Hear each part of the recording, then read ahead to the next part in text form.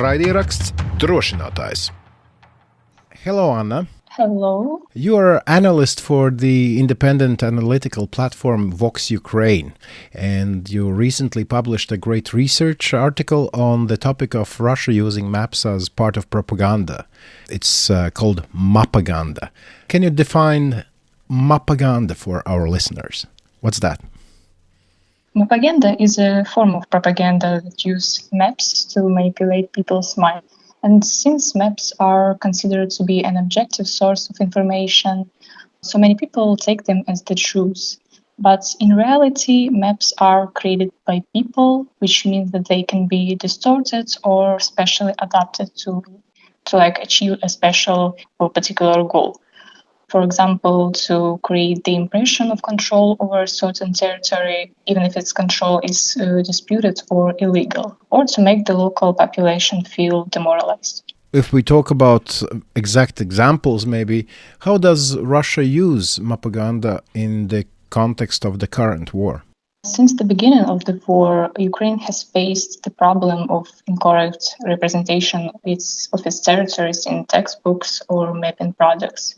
For example, Crimea is often labeled as a disputed territory, the Donetsk region as an independent region, and the lands occupied since 2022 has become like parts of Russia on some maps. For example, back in 2014, the Russian politician Vladimir Zhirinovsky suggested that Poland, Hungary, and Romania should divide Ukraine.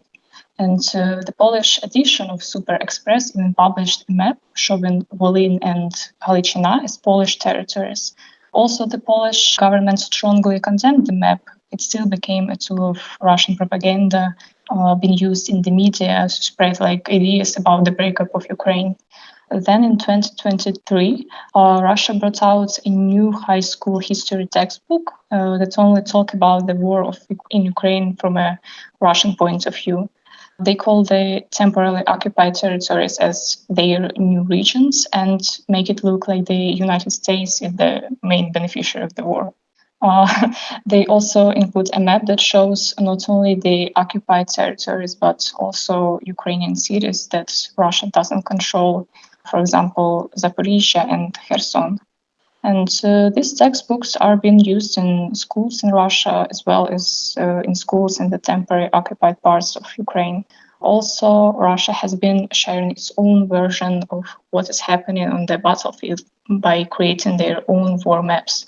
And those versions aren't accurate, obviously, and make the situation look better than it is. On those maps, they change the borders of the areas they control, to make Russia's military success look bigger than they actually are, and make their own losses look smaller. Right.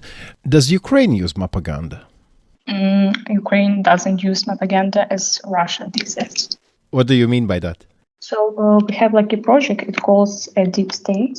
Mm-hmm. It's in independent projects. And you can see there the battlefield and the occupied territories by Russia. Sometimes they may be mistakes due to the difficulties with actually investigating this topic. You cannot know whether this city is already occupied or not. So sometimes they may be mistakes, but Ukraine generally doesn't use the Mapaganda on a government level. Basically, the deep state maps are updated day to day and trying to show where the front line goes and lies. And what you are saying is that there might be mistakes, but they are not made on purpose. If we speak about Russia, then it's actually made on purpose and with a clear goal, right? Mm-hmm. Yeah. How does Mapaganda differ from other forms of propaganda, and what makes it particularly effective or harmful? Mapaganda isn't just about manipulating images of territories. Here the problem is that it can actually change how people see reality and even what they believe. First, maps look like an objective source of information, and most people don't think that maps can be distorted or created for propaganda purposes. And this means that manipulators can use maps to create the image they want in people's minds. Second, the Mapaganda creates a false understanding of political reality. You can take Crimea, for example. If it's constantly shown as part of Russia on maps, people will start to think that's how it is. And some people might even start thinking it's normal, even though it breaks the international law. Thirdly, maps are very emotive, and they can make you feel proud of your country or fear of what might happen. And Russia often uses this by creating maps showing the division of Ukraine or the threat to NATO. These images can possibly create division and conflict between societies. And last but not least, this kind of propaganda is dangerous for the future. When maps with distorted borders are included in textbooks, it usually affects the entire generation. And young people who grow up with these maps, they think that what they're seeing is true, and this can have a really long-lasting impact on how they're manipulated. But manipulating maps for propaganda purposes is not really a new tactic in the world politics and in Russian history in particular, right? Could you just maybe tell us some examples of Mapaganda in decades or centuries before now? Actually, Mapaganda isn't a new thing. It actually has deep roots in history, especially in Russian history.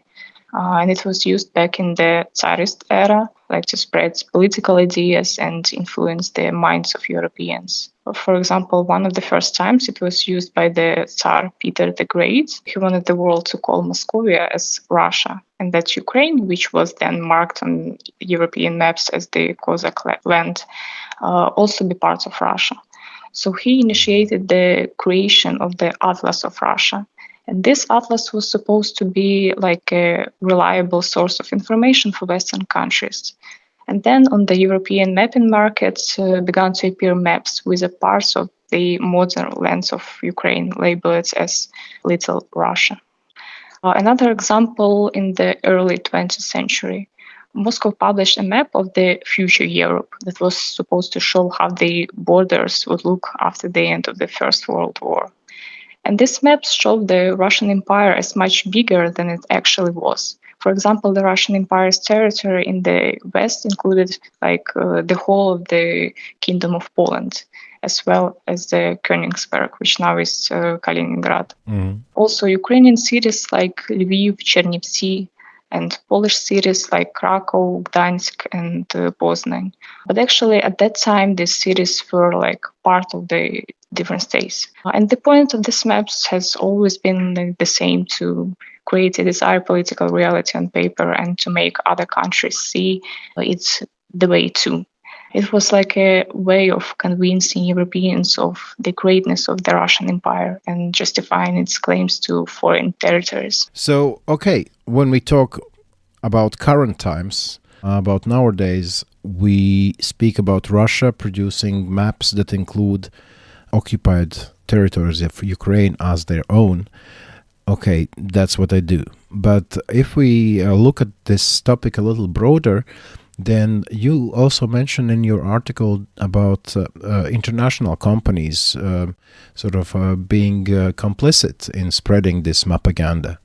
Could you talk about that as well? Yeah, unfortunately, international companies, both publishers and online services, are also becoming a tool in the spread of Mapaganda, even if they do so unknowingly.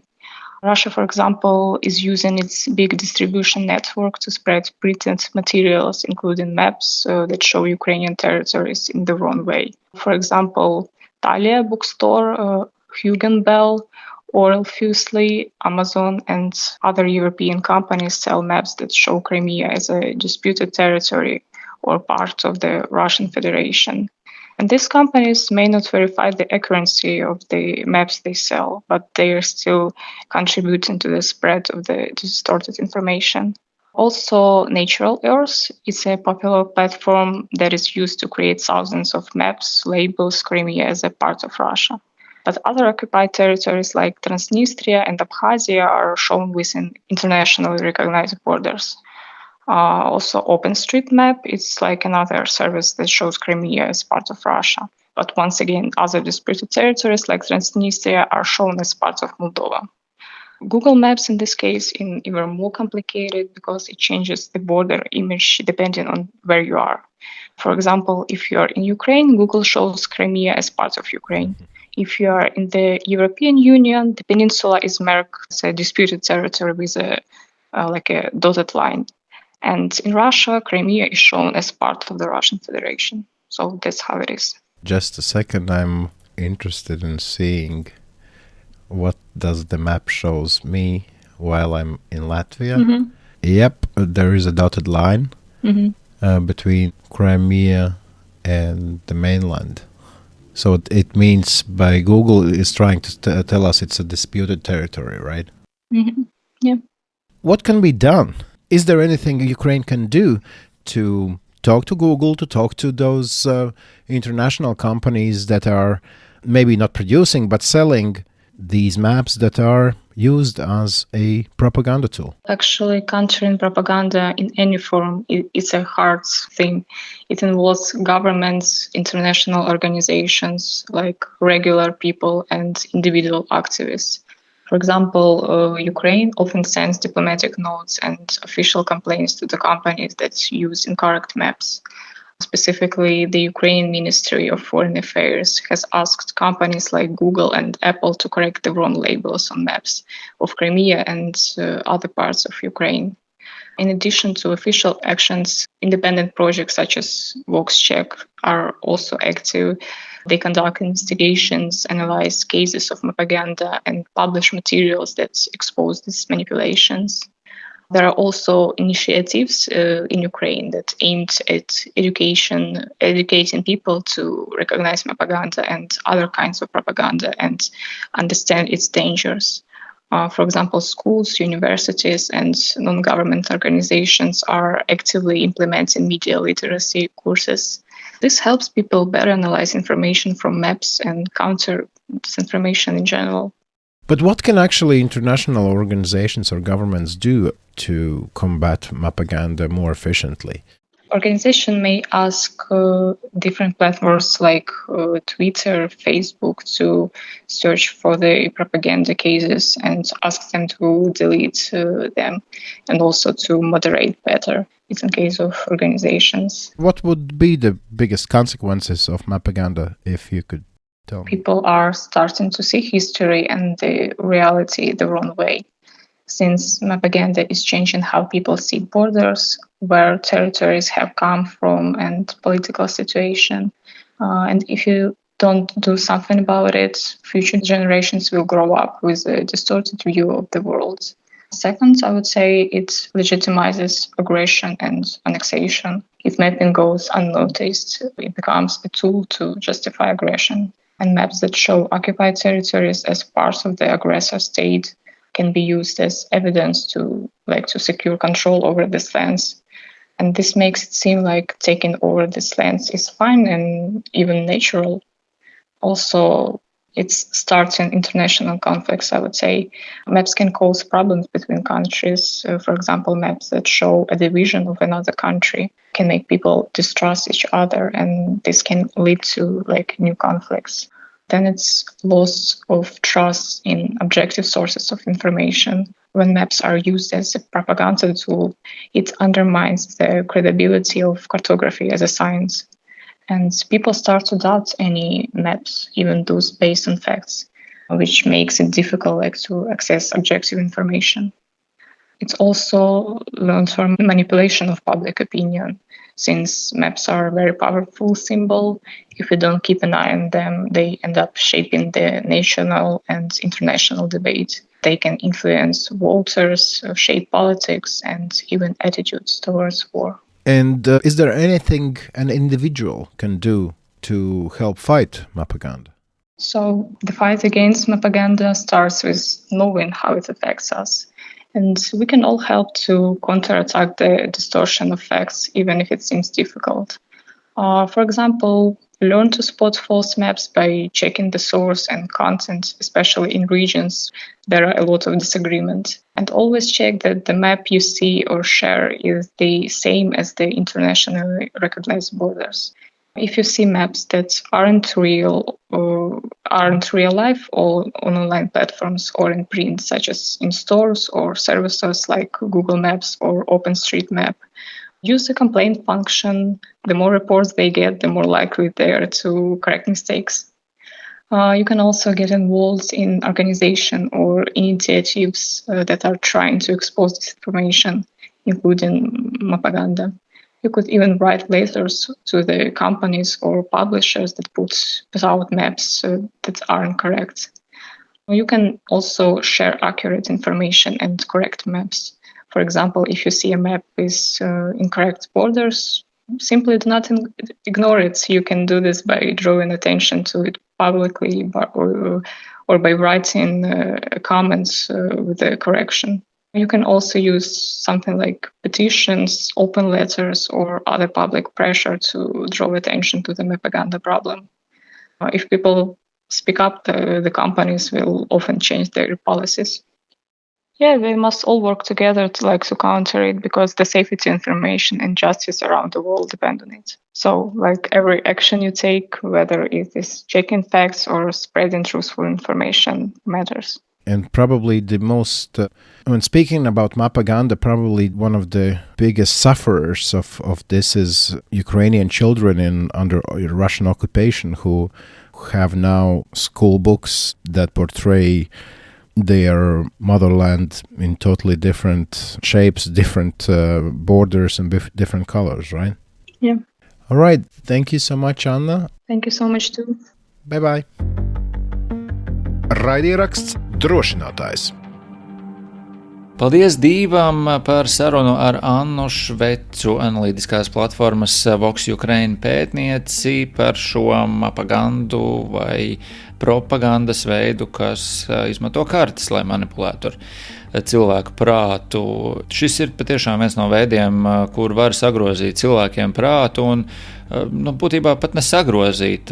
Es domāju, ka nav jau noslēpums, ka dažādās arī diezgan tālās pasaules vietās varbūt cilvēki jau nemaz tā īsti nezina, varbūt pat kur ir Ukraina, pat neskatoties uz to, ka tur notiek karš. Un kādam tu vienkārši parādīsi karti, kur Krima ir pievienota Krievijai, cilvēks tās robežas paskatīsies un pateiks, ka tur viss ir kārtībā, jo ja viņš nezina, viņš vienkārši nesapratīs, ka ar viņu manipulē, ka kaut kas tur nav pareizi, kāpēc gan neusticēties kartei. Kartē taču visam ir jābūt pareizi, bet manipulācijas no Krievijas puses ir bijušas jau sen, vēlme pārrakstīt, nevis tikai vēlme, bet arī reāla vēstures pārrakstīšana, un tas jau arī ne tikai no Krievijas vēsturē, katrs ir rakstījis savu vēsturi, tā teikt. Kartes ir vēl viens veids, kā to izdarīt. Jā.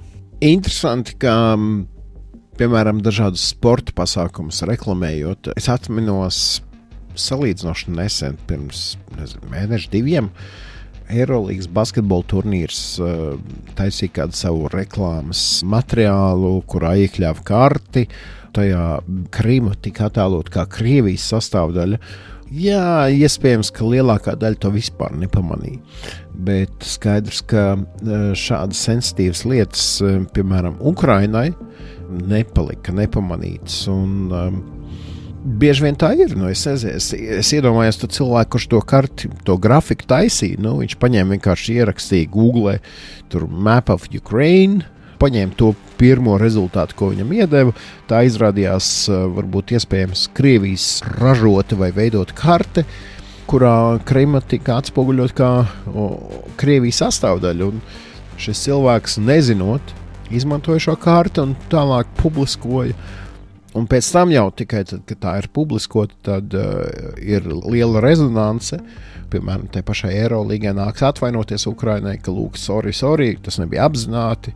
Bet, daudziem iespējams tā ir kā pilināšana, zini, pilina, un tad tev vienā brīdī šķiet, ka, Krima ir Krievijas sastāvdaļa.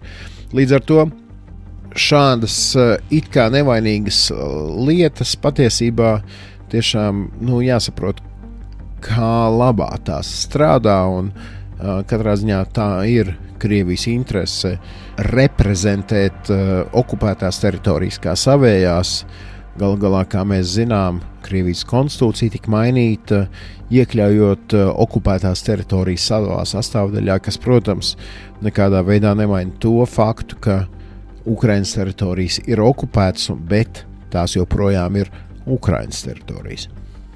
Bet katrā ziņā, starp citu, es gribēju pateikt vienu lietu. Nedēļas nogalēs parasti mūsu intervijas rakstītā veidā tiek publicētas LSMLV, un tur varēsiet arī redzēt šīs kartes, kuras tika pieminētas mūsu sarunā ar Annu.